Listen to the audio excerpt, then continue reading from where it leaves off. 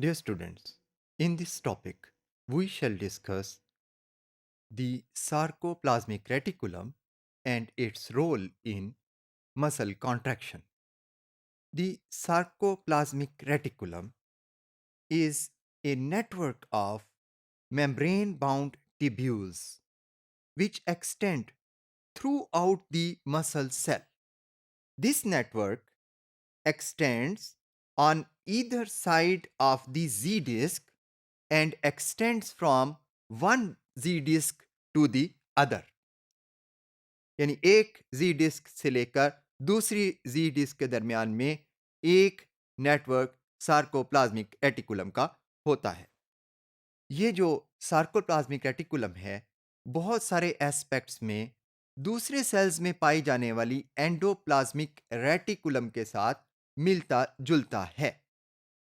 The sarcoplasmic reticulum of muscle cells has a special organization that is extremely important in controlling the muscle contraction.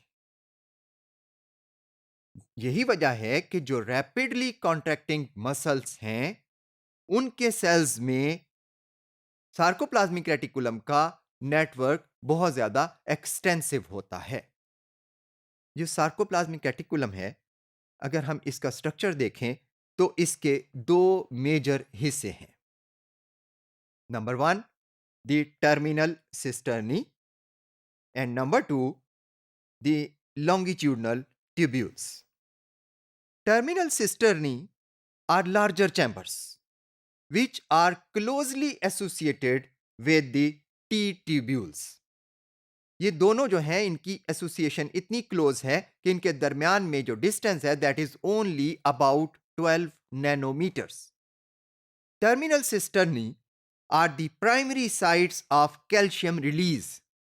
जो sarcoplasmic reticulum calcium release करती है वो actually पूरी sarcoplasmic reticulum नहीं करती बल्कि उसका ये जो टर्मिनल सिस्टर्नी वाला हिस्सा है it is involve in calcium release because this part has special protein channels in it which open, and these channels open with action potential in T tubules, and जब ये ओपन होते हैं तो उस वक्त कैल्शियम रिलीज होती है। जो दूसरा हिस्सा है सार्कोप्लाज्मिक रेटिकुलम का यानी कि longitudinal tubules, they run between the terminal cisternae and surround the myofibrils. दो साइडों पे टर्मिनल सिस्टर्नी है, उनके दरमियान में जो पूरा नेटवर्क बना हुआ है वो लॉन्गिट्यूडनल ट्यूब्यूल्स का है और ये वो हिस्सा है जो कि मायोफाइब्रिल्स को सराउंड करता है।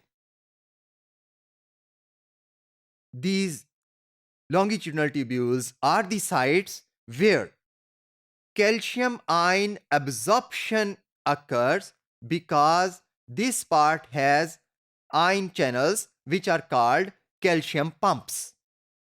ये जो कैल्शियम पंप्स हैं ये कैल्शियम आयंस को अब्सॉर्ब करते हैं यानी कि कैल्शियम सीक्वेस्ट्रिंग में इन्वॉल्व है।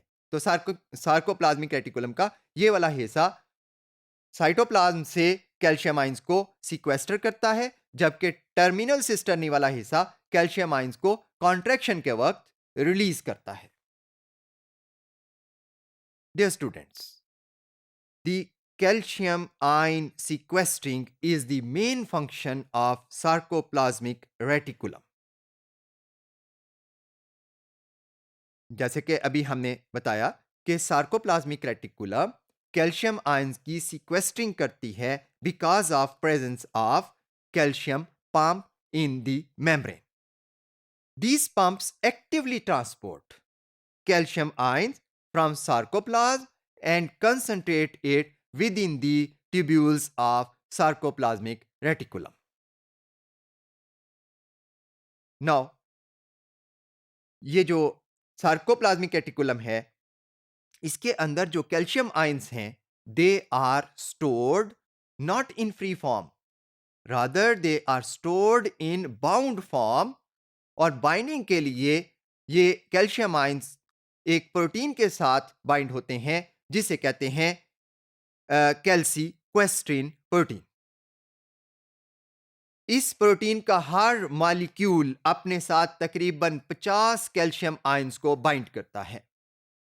इस बाइंडिंग का इफेक्ट ये होता है कि सार्कोप्लाज्मिक रेटिकुलम की ट्यूब्यूल्स के अंदर फ्री कैल्शियम आयंस की कंसंट्रेशन कम रहती है और as a result it can sequester more and more calcium ions from the cytoplasm. Dear students, the calcium ion sequestering is important because due to this activity of sarcoplasmic reticulum, the cytosolic concentration of calcium ions remains below 10 raised to power 7 10 raised to power minus 7 molar. This concentration is actually required for three purposes. Number one, to remove calcium ions from the troponin, to prevent contraction and to relax the muscle fiber. यही जो calcium ions sarcoplasmic reticulum में store होते हैं, ये contraction करवाने के लिए भी इंतहाई इंपॉर्टेंट रोल प्ले करते हैं।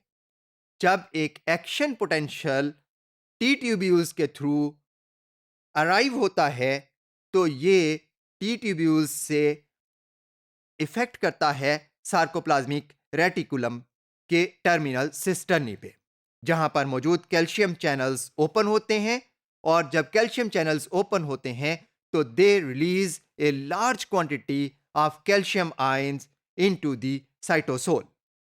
When calcium ions are released into the cytosol, the concentration of calcium ions increases.